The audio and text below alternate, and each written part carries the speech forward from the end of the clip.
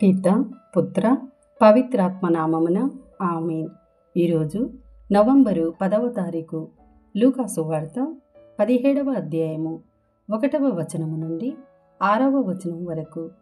యేసు తన శిష్యులకు ఉపదేశించుచు, పాపపు శోధనలు రాక తప్పవు, కానీ అందుకు కారకుడైన వానికి అనర్థము.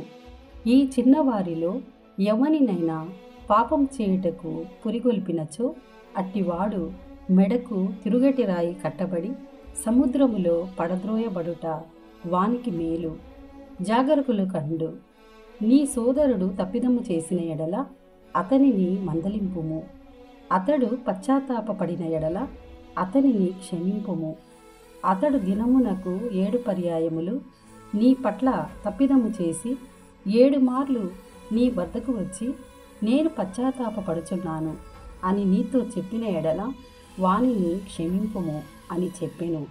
శిష్యులు ప్రభువుతో, మా విశ్వాసమును పెంపొందింపుము అని కోరిరి.